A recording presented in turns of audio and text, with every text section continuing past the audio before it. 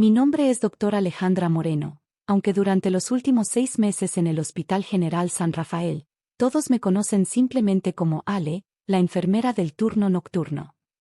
Lo que nadie sabe, excepto el director general y el jefe de recursos humanos, es que soy neurocirujana especializada con 12 años de experiencia, incluyendo una beca de investigación en el Hospital Johns Hopkins.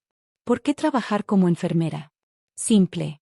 Después de años en quirófanos de alta presión, quería reconectar con la atención directa al paciente, entender el sistema desde otra perspectiva antes de asumir mi nuevo puesto como jefa del departamento de neurocirugía. Era un sabático disfrazado, una oportunidad de observar sin las expectativas que conlleva mi título. El problema llegó cuando mi hermana Carmen se casó con Eduardo Vázquez, un cardiólogo del mismo hospital que sufre de un ego más grande que su conocimiento médico. Desde que comencé a trabajar en el turno de noche, Eduardo había hecho comentarios condescendientes sobre las enfermeras que se creen doctoras.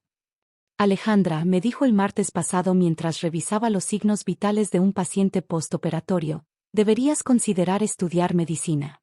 Tienes instintos interesantes para alguien sin educación formal. Sonreí mientras ajustaba la dosis de morfina del paciente, calculando mentalmente la farmacocinética que él claramente no había considerado. Los instintos se desarrollan con la experiencia, Eduardo. Experiencia limitada, respondió desdeñosamente. Las enfermeras ven síntomas, los doctores vemos causas. Es una diferencia fundamental. Lo que Eduardo no sabía era que mientras él diagnosticaba rutinariamente hipertensión arterial, yo había realizado más de 400 craniotomías y publicado 15 artículos en revistas médicas internacionales. También ignoraba que el paciente que estaba atendiendo había llegado con signos sutiles de presión intracraneal elevada que habían pasado desapercibidos en el turno diurno. Eduardo, dije suavemente, ¿notaste la anisocoria en el paciente de la cama 3? Me miró confundido.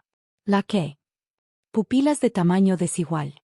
Junto con la bradicardia intermitente, podría indicar herniación cerebral incipiente. Alejandra, su tono se volvió condescendiente, deja los diagnósticos complejos a los doctores. Las enfermeras deben enfocarse en el cuidado básico. 3 horas después, el mismo paciente fue trasladado de emergencia a neurocirugía con exactamente los síntomas que había identificado. Por suerte, el cirujano de guardia actuó rápidamente y el paciente se salvó. Eduardo nunca supo que fui yo quien alerté discretamente al residente de neurocirugía. La situación escaló durante la cena familiar del domingo en casa de mis padres. Carmen había invitado a Eduardo, presumiendo su reciente promoción a jefe de cardiología. También estaban presentes mi tío Roberto, un médico jubilado, y varios primos que trabajaban en diferentes áreas de la salud. ¿Cómo van las cosas en el hospital, Ale?, preguntó mi tío Roberto mientras servían el postre. Bien, tío. Aprendo algo nuevo cada día. Eduardo soltó una risa. Por supuesto que aprende. Las enfermeras siempre están aprendiendo porque su educación básica es muy limitada. El comedor se quedó en silencio incómodo. Carmen le tocó el brazo a su esposo. Eduardo, no seas así. ¿Así como? Realista, continuó. Miren, respeto mucho a las enfermeras, hacen trabajo importante. Pero hay una jerarquía médica por una razón. Los doctores estudiamos años para entender la complejidad del cuerpo humano. Mi prima Laura, que es farmacéutica, intervino. Ale siempre ha sido muy inteligente. En la universidad era la mejor de su clase. La universidad de enfermería no es lo mismo que la escuela de medicina, desestimó Eduardo. Son niveles completamente diferentes de rigor académico. Mantuve mi compostura mientras internamente recordaba mis años en Harvard Medical School, mi residencia en Massachusetts General Hospital, mi fellowship en neurocirugía pediátrica. Pero había decidido mantener mi identidad secreta hasta el momento apropiado. Tienes razón, Eduardo, dije tranquilamente. La educación médica es muy rigurosa. Exacto. Por eso me molesta cuando las enfermeras tratan de dar opiniones sobre casos complejos. No tienen el fundamento teórico necesario. Mi tío Roberto frunció el ceño. Eduardo, algunas enfermeras tienen mucha experiencia. Experiencia empírica, no conocimiento científico real, lo interrumpió Eduardo. Alejandra, sin ánimo de ofender, pero cuando veo enfermeras tratando de interpretar estudios radiológicos o sugerir diagnósticos diferenciales, es preocupante. Pueden confundir a los residentes jóvenes. Sentí la tensión familiar creciendo. Mi madre me miraba con preocupación, conociendo mi temperamento cuando se cuestionaba mi competencia profesional.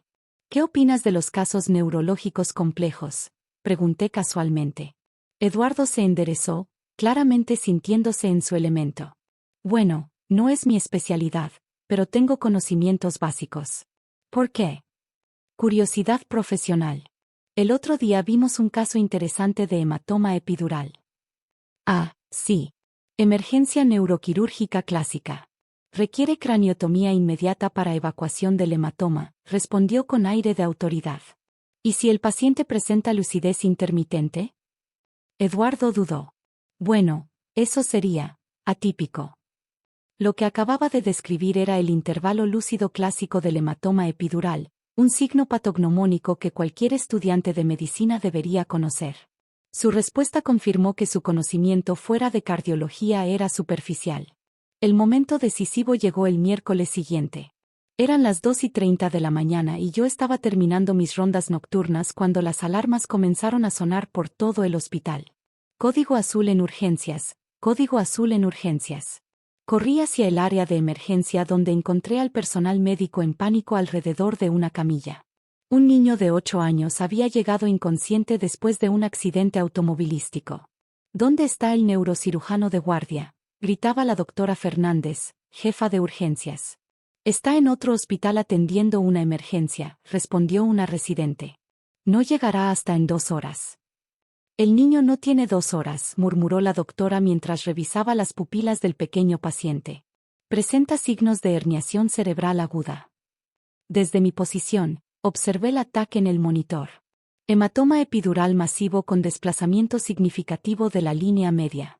El niño necesitaba cirugía inmediata o moriría. Intentamos trasladarlo al hospital infantil, sugirió un interno. No sobrevivirá el traslado, respondió la doctora Fernández, la desesperación evidente en su voz. En ese momento llegó Eduardo, que había sido llamado como parte del equipo de emergencia multidisciplinario. Al verme junto a la camilla, frunció el ceño. Alejandra, las enfermeras no deberían estar tan cerca durante los códigos azul. Déjales espacio a los doctores. Eduardo, dijo la doctora Fernández, necesitamos opciones. No tenemos neurocirujano disponible. ¿Hay algún cirujano general que pueda hacer una craniectomía de emergencia?, preguntó Eduardo. Nunca he hecho una, admitió el cirujano general de guardia. Es demasiado arriesgado. Miré al niño, su respiración cada vez más irregular, sus pupilas dilatándose. No podía quedarme callada mientras un niño moría. Doctora Fernández, dije en voz baja, yo puedo hacer la cirugía. Eduardo soltó una carcajada. Alejandra, este no es momento para bromas. Estamos en una emergencia real. No estoy bromeando, respondí firmemente. Ella es solo una enfermera básica, gritó Eduardo frente a todo el equipo. No entiende medicina real como nosotros los doctores. Mantuve la calma mientras revisaba mi teléfono, enviando un mensaje rápido al director del hospital. En segundos, mi teléfono vibró con una respuesta. La doctora Fernández me miraba confundida. Alejandra, entiendo que quieras ayudar, pero...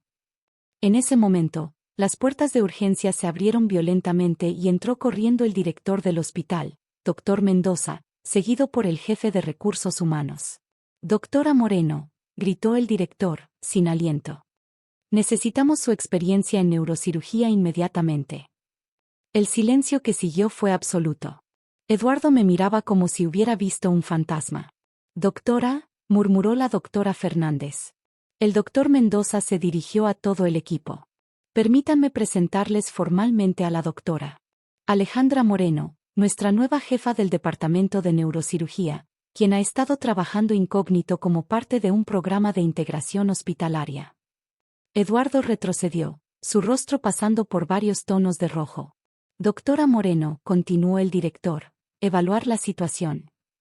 Me acerqué al niño, revisé rápidamente sus signos neurológicos y confirmé las imágenes del ataque. Hematoma epidural temporal derecho con herniación uncal inminente. Necesita craniectomía descompresiva inmediata. ¿Cuánto tiempo necesita para prepararse?, preguntó la doctora Fernández, ahora con respeto evidente en su voz. 5 minutos. Enfermería, por favor preparen quirófano 3. Anestesia, necesitaré intubación rápida con hiperventilación controlada. Quiero manitol 1 gramo por kilo, stat. El equipo se movilizó instantáneamente. Eduardo seguía parado en shock, observando cómo yo dirigía la emergencia con la autoridad que viene de años de experiencia. Eduardo, le dije mientras me dirigía a quirófano, podrías llamar a cardiología. Vamos a necesitar monitoreo cardíaco especializado durante la cirugía. 2 horas después, salí del quirófano. La cirugía había sido exitosa. El hematoma fue evacuado completamente y el niño mostraba signos neurológicos prometedores. La familia del niño me esperaba en la sala de espera, junto con el director del hospital y varios colegas. Eduardo estaba sentado en una esquina, claramente procesando todo lo que había presenciado. Doctor Moreno, se acercó el padre del niño con lágrimas de gratitud. Nos dijeron que usted salvó la vida de nuestro hijo. Fue un esfuerzo de equipo, respondí. Lo importante es que su hijo va a estar bien. Después de actualizar a la familia sobre el pronóstico, me dirigí al área de descanso médico donde Eduardo me esperaba. Alejandra, comenzó, su arrogancia anterior completamente evaporada, yo no sabía. Por supuesto que no sabías, lo interrumpí. Porque nunca preguntaste. Asumiste que porque me veías trabajar como enfermera, esa era mi única capacidad. Pero ¿por qué no me dijiste? Me senté frente a él, la fatiga de la cirugía comenzando a manifestarse. Eduardo, durante meses me has tratado con condescendencia, no por mi trabajo específico, sino por lo que creías que representaba mi título. ¿Realmente crees que si hubiera dicho, soy neurocirujana, desde el principio, habrías cambiado tu actitud hacia las enfermeras en general? Se quedó en silencio, la respuesta obvia flotando entre nosotros. Mi punto exactamente, continué.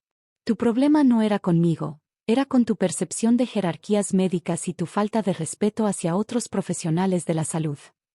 Los días siguientes fueron reveladores. La noticia de mi verdadera identidad se extendió rápidamente por el hospital.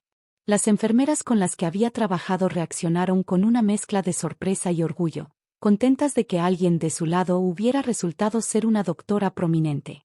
Los médicos residentes que habían observado mis interacciones con pacientes durante las noches pidieron disculpas por no haberme consultado sobre casos complejos. Varios confesaron que habían notado mi conocimiento inusual pero habían asumido que era simplemente una enfermera muy experimentada. Eduardo hizo un esfuerzo genuino por disculparse, no solo conmigo sino con todo el personal de enfermería. Comenzó a asistir a seminarios sobre comunicación interdisciplinaria y liderazgo médico colaborativo. 3 meses después, cuando finalmente asumí oficialmente mi puesto como jefa de neurocirugía, implementé un programa rotativo donde médicos y enfermeras trabajan periodos cortos en los roles del otro para desarrollar mejor comprensión y respeto mutuo.